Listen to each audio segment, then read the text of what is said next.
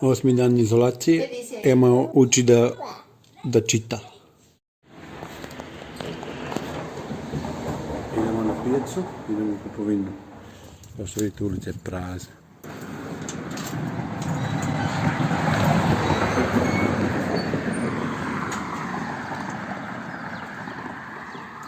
Toliko da se ni ne bojim da imam telefon u rukama, neće niko da me opljačka.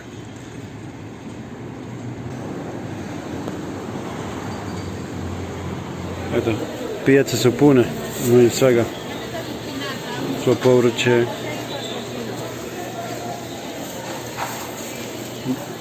Ne znam kako u Srbiji. Nosi ljudi maske. Malo tu i tamo poštuju, ne poštuju distancu od 1 metra, ali jebi ga, ne može sve se izbrati.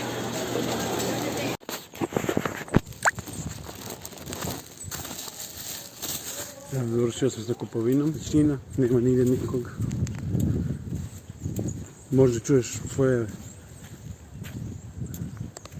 Ne znam, sinoć sam čuo, na primjer,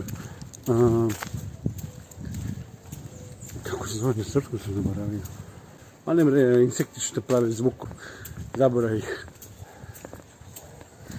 Crickets, znam na engleskom, a ne znam na srpskom.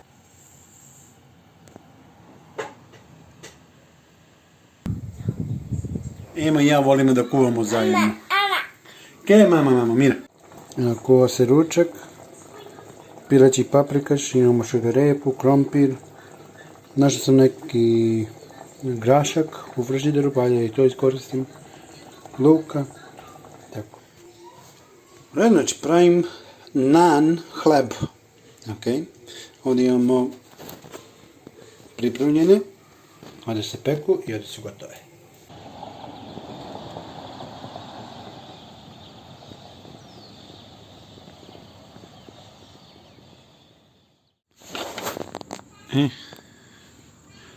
Dragi moji, ovako izgleda kada je policijski čas u Limi. Sve je prazno, nema automobila. Eno ga jedan biciklista tamo, sad će da najebe. Malo pre prošla patrola tu. Niko ne sme bude na ulici posle 8 sati. Ovo je neverovatno. Zamislite grad od 10 miliona ljudi i nikoga na ulici. A ovo mi je komšija ovdje. Ne znam da li možete vidjeti, ali jedno tamo sa helikopterom gledaju. I jedno patrola prolazi unuda. Koliko ih ima? Jedno 10-15 vozila.